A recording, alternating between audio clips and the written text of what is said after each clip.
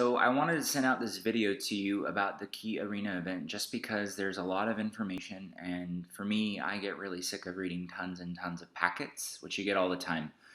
I also didn't want to make everyone come to yet another meeting because I know we do a lot of those. So this is something that you can watch on your own time, and I'd recommend that you watch it at least twice. I know I'm that good looking, but really, there's just a lot of information, and so it'd be good for you to probably hear it now and then the day that you go in before you go in to listen to this. However, I'm also going to attach all the forms, and you will have gotten an email from me that has some different attachments. And one of the attachments says video, and you're going to need to either print those out right now, or you're going to need to pop them up on your screen so you can follow along with me. Then there's going to be another one that says Key Arena Workflow, and I'm going to go over that as well in this, so you'll need to get that one open, and I'd recommend that you definitely print that one out. And that just is kind of like a really quick summary about how your testing flow will look at the Key Arena event. And then finally, Ruth and Alan put together a packet of the most important things from the event so that you can have them on paper. So for instance, the maps and all of that will be in that packet. I am going to go over the maps here as well in the video packet, but in the video packet, I've circled things to just make it even more clear so that we have no issues with where to go and where things are at, okay? So just really quick, this is going to probably be about 10-15 minutes, so just bear with me. Get a cup of tea or a beer, whatever you want. All right, so first of all, when you arrive for your shift, we've scheduled them so that ideally there will be a little bit of an overlap. So each shift is going to be about 4 hours. There is some changes on Thursday and Friday, and you'll see that on the schedule that we sent out. But generally, your shift is going to be 4 hours long, and there'll be about a 30-minute overlap. So if you are an afternoon person and you wanted to know what happened in the morning, you can check in with the morning shift, and they can give you some important information. This is vital because in the morning at the 6 a.m. shift, there's an orientation that happens, and there may be some unforeseen information that I wasn't able to get to you in time that they may tell you in the morning, and then you'll pass that along to the next shift. Okay, just really quick, we do start at 6 a.m. and we end at 6 p.m. I say 6 a.m. because you need to allow yourself time to park and get there and get yourself situated. The orientation in the morning starts at 6:30 a.m. And so you're saying, well, why do I need to get there at 6? Well, you need to get your badge, and you need to check in, and you need to get situated, and in case you get lost. And also, that's your time to get food. You do get breakfast and lunch and snacks during this time, and I'm going to go over that in a minute about where to go. So that's why it's really, really, really important that you get there at 6 a.m. and that you're ready to go in orientation by 6:30 a.m. Very, very important. All right, so I've been getting a lot of questions on what do I wear. You can wear whatever you want. If you want to wear stripper boots and a thong, go for it. But the idea of this event is that a lot of our clients are homeless, and from a lot of them are uninsured. So I would prefer that you not wear like slacks or dress up. You can wear jeans and a t-shirt. You can wear, some people are saying they're coming from the gym or running. That's cool with me. I think as long as you're not sweating profusely or a complete mess, you should be fine. All right, so let's start with parking. One of the things you'll see is I've attached the map with all the parking on it, and there's two places you can park. So if you look on your sheet, the first one is the First Avenue garage right there, and that's going to be your closest entrance to the Key Arena event, and it has the little dots of how to get there exactly. This lot may be full, especially if you are coming in the afternoon. There's 300 mini clinics with their appropriate volunteers, so there's going to be over 1,000 volunteers. So if you're in the overflow, if there's not enough spaces in that one, you're going to want to go to this one up here. So this is Key Arena, and this is the overflow Mercer garage at the top. Very, very, very important that you leave time to walk from here to here. it's a few more blocks. So just know that if you happen to be coming in the afternoon, try not to be like, oh, I'm just going to get there last minute and run in, because you may get lost, or it just may take a little bit of time to walk. All right. The parking is completely free. You do not need to get validated or anything. If they ask you, just tell them that you're a volunteer for the Key Arena event, and there should be no problem. So you're going to park, you're going to walk, and when you get to the Key Arena event, it'll be very clear. There should be signs, and there should be people out front routing you where to go to check in. You'll need to go right in and check in and get a badge. I have forwarded all of your information to the Key Arena directors, and they know who you are, and they also have created a badge, and on that badge is a code that will be scanned, and you're going to need that code for entrance. You're going to need it to get your food and free massage and chiropractor. That's right, it's all part of the event. So you'll need to make sure you have that badge. So when you go in the front door, if in case there's no router, look for the signs, and if there's no signs, but there will be, walk down the stairs and there'll be a check-in table where you'll be able to get your badge, and they should have it. I've confirmed that everything is there. If for some reason there's a problem and I'm not there, you can always text me, or you can text whoever the leadership on call is, and that's in your schedule. Okay?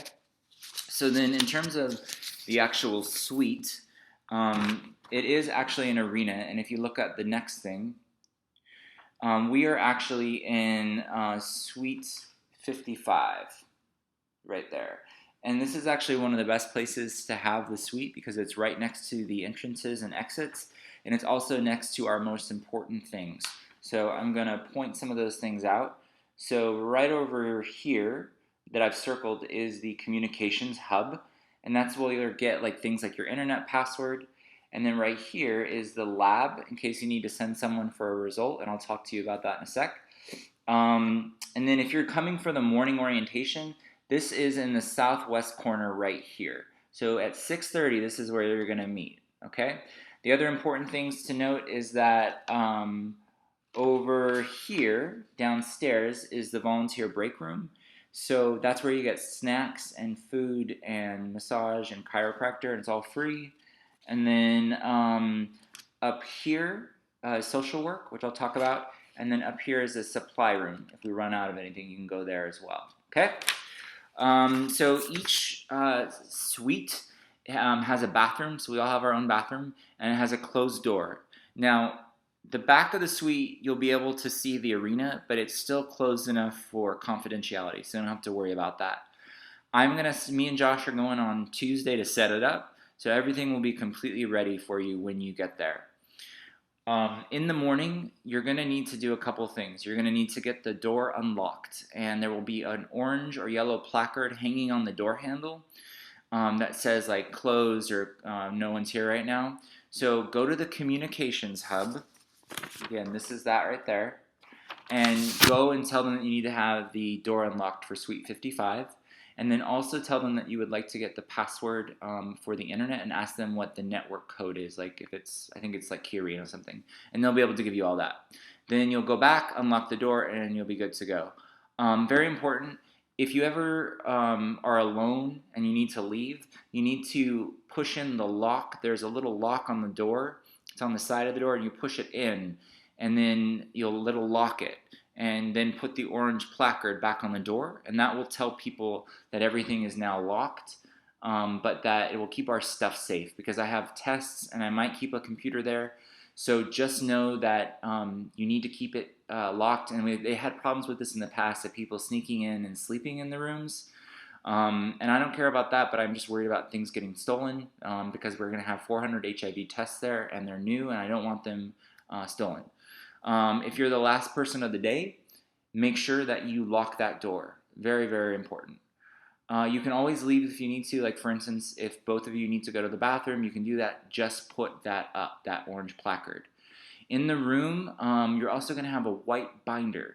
And the white binder is basically going to have all the forms, like what do I do if I have an emergency? What do I do with this? What do I do with that? That will all be in there. In addition, I'm going to put all the forms that I've just made for you that I fake filled out are going to be in there, so you can always reference them. All right? So again, when you get there at 6, you're going to go to a 6:30 orientation.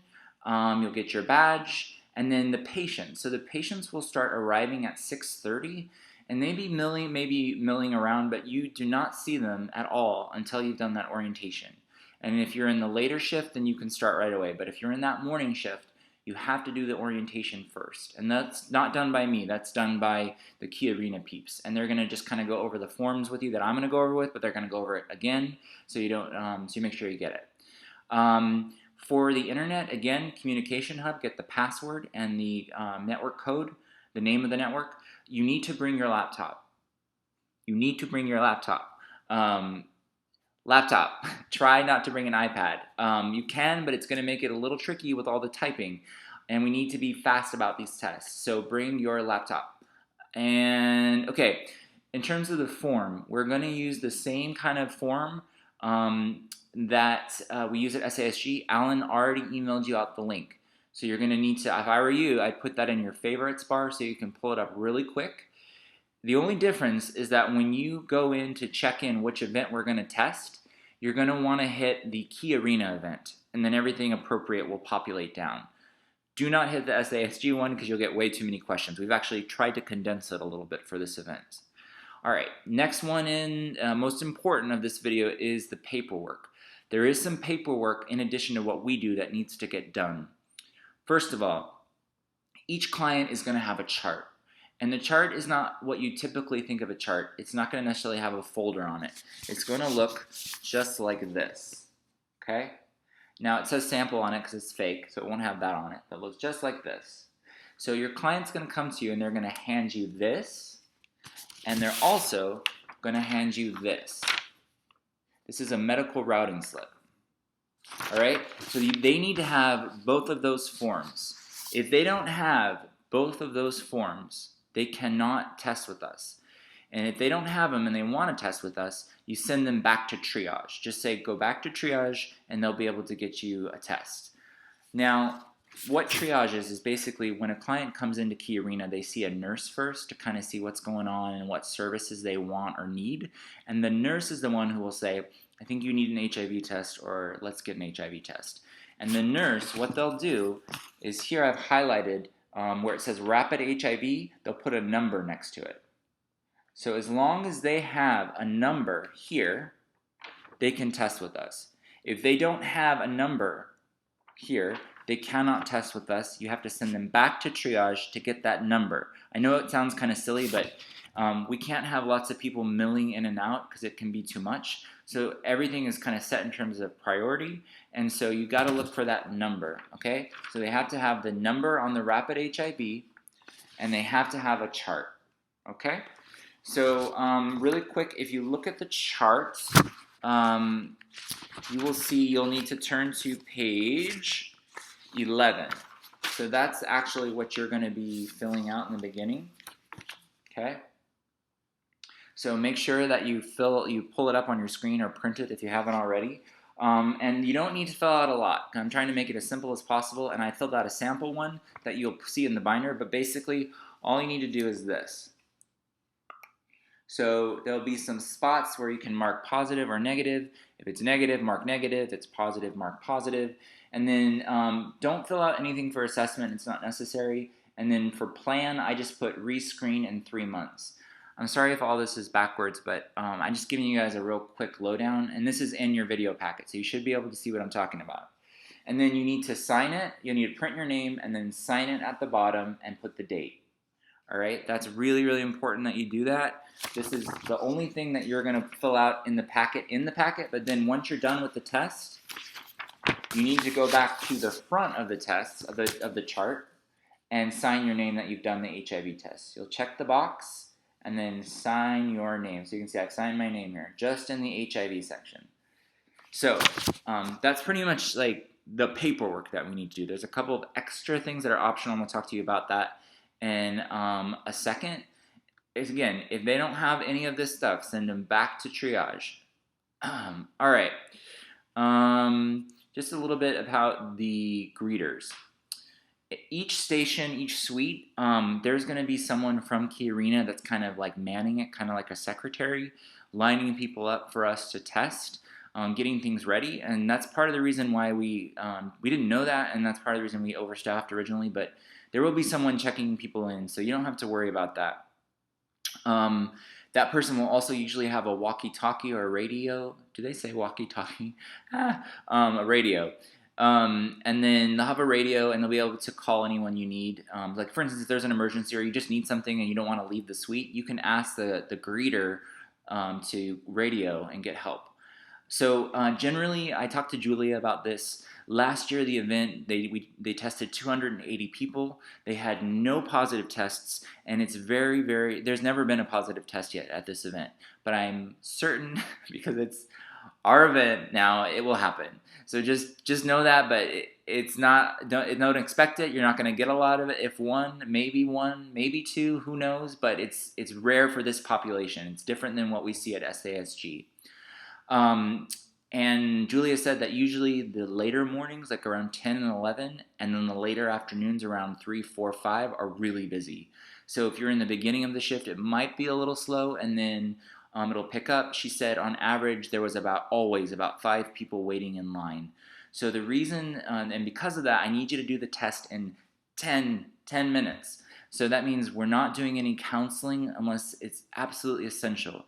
The exception is if you have a positive test, then obviously you want to spend a little bit more time. You can go out, have one of your fellow colleagues go out and tell people it'll be just a few more minutes if you want, but you need to counsel people who are positive. Otherwise, I want you to stick to the form and getting the test done because we have a high volume event. Generally, in the room, there's going to be one tester, one observer, and one client. That's as max as I can get you in there for fire hazard reasons. If the client doesn't want an observer, you cannot be in the room. So I would always ask, you should always ask before if the client is okay with that. Again, there will always be lots of people walking around, those greeters I told you. In addition, there are medical directors. These are the people that are doctors who are in charge of everything. And these are people who, if you had an emergency like a finger prick or a finger stab, like say for you got stabbed by one of our finger lancets and you were worried that you had an exposure, this is who you'd want to call as, in addition to our regular protocol, it's the medical directors.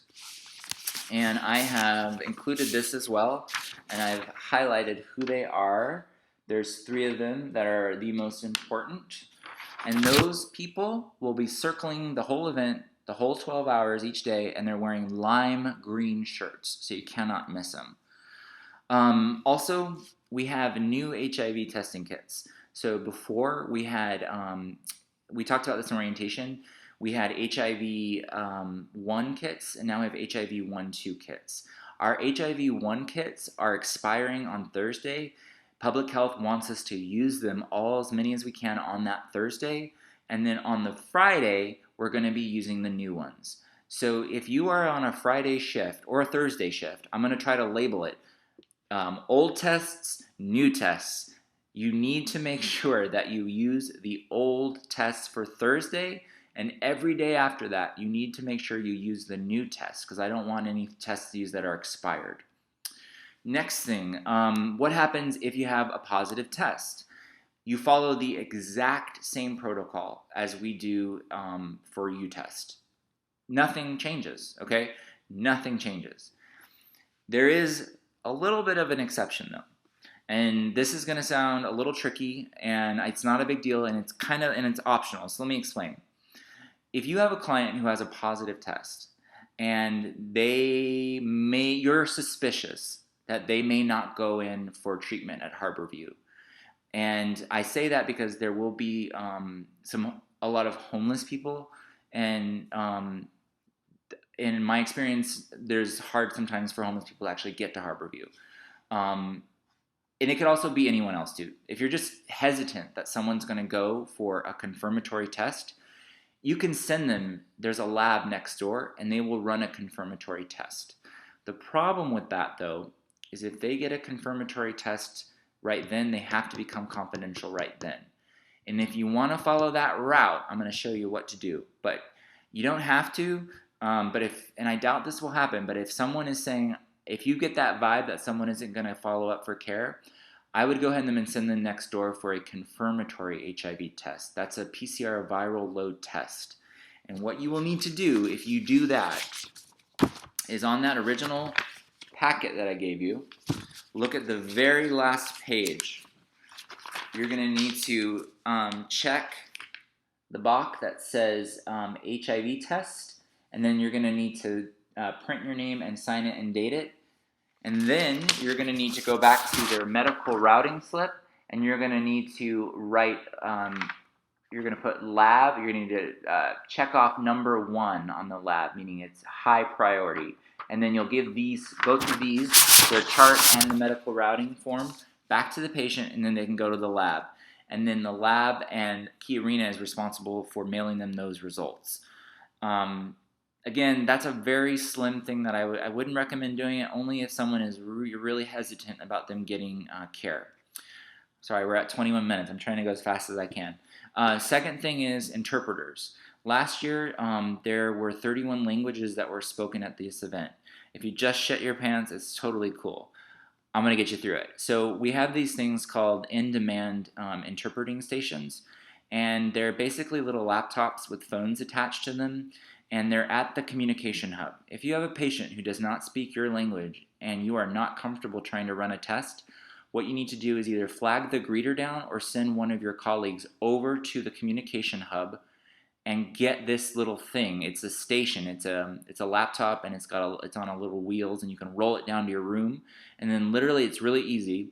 You turn it on, you pick up the phone, and there's instructions on what English is, what language you want to use. The client also picks up a phone that's attached to the same laptop, and you can run the whole test using that device.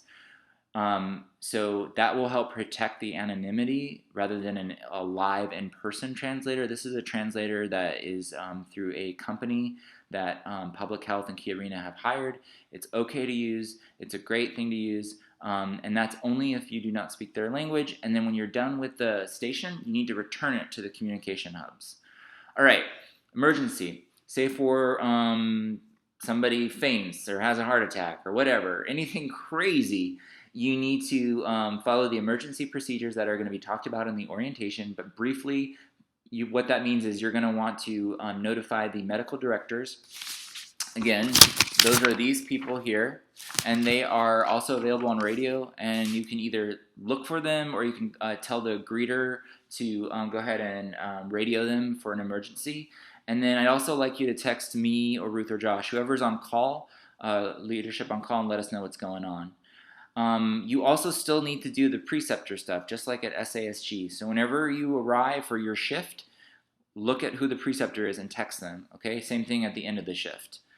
If we run out of something, I've tried to make sure we have plenty of supplies, but if we run out of something like the hand sanitizer or anything like that, you can run over to the supply room, which is in 1920, and I showed that to you on your map. I also, guys, try not to use the things as much as you can.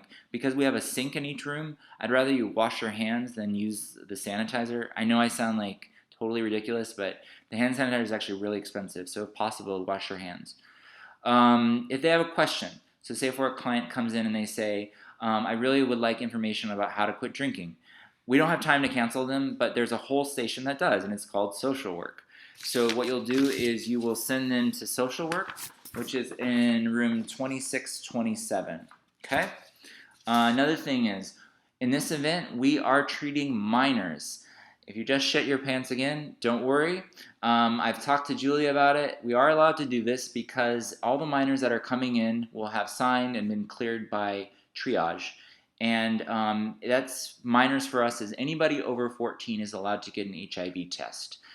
So if they come to you with the form and it's all been checked off and you're worried that they're underage, it's all good. They have gone through triage and they're approved. If they're under 18 and they want to sit in the room with their parent, they can do that, but I ask that you try to stress, if you can get them alone in the room, I think it's better because they might not feel comfortable disclosing something in front of their parent.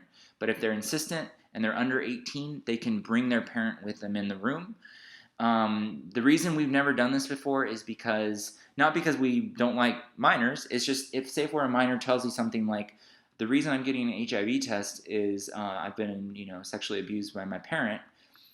Oh my God, what do I do? So I had a long conference with Julie about this. If something like that comes up, which I doubt it will, but if it does, what you need to do is to tell the client to hold tight, and you need to go and call the director of social work, and they will process the appropriate paperwork about reporting and dealing with this kind of incident. And the director of social work her name is Mary. Again, I've highlighted it for you here. She or one of her colleagues will come into the room with you to help kind of counsel the patient and also make sure that the patient has appropriate follow-up, because we are not trained to do reporting, and nor are we obligated to. It's actually, we're not licensed healthcare professionals yet. So if you have something like that, I would advise you to immediately get a hold of social work.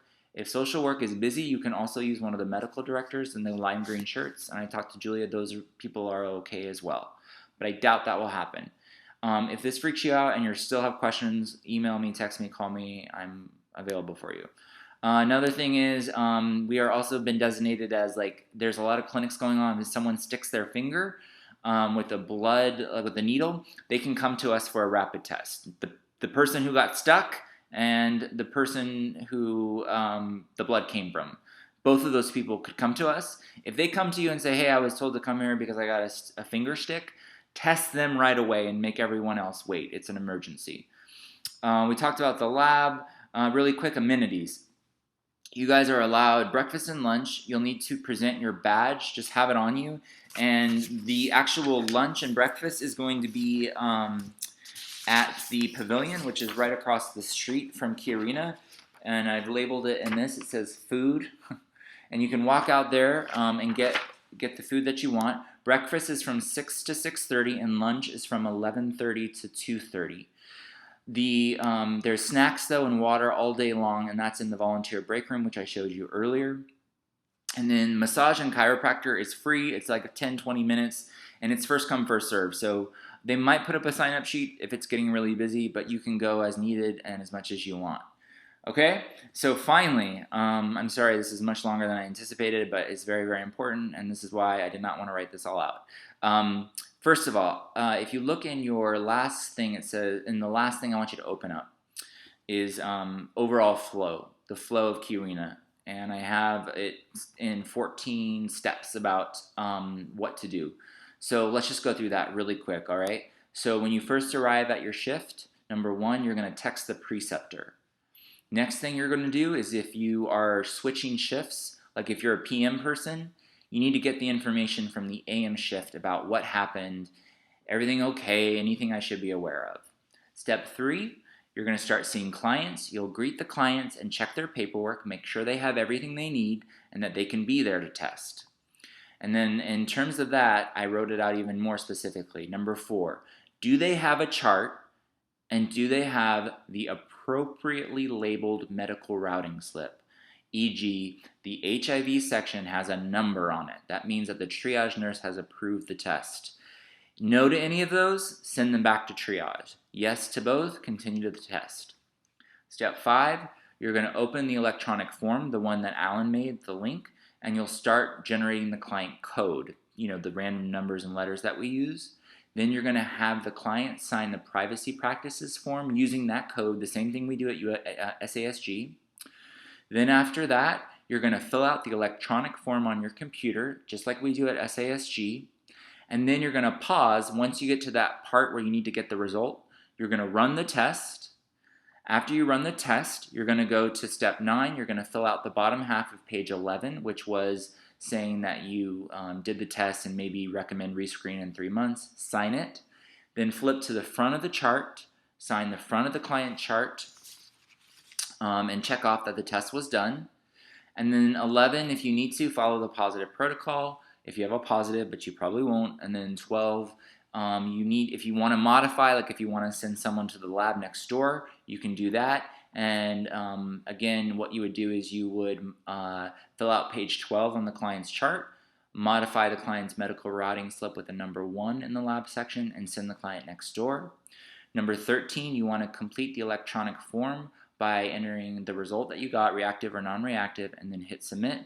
And then 14, at the end of the entire day, or excuse me, the end of your shift, just like at SASG, you will need to text the preceptor. So usually we have about 3 different preceptors on.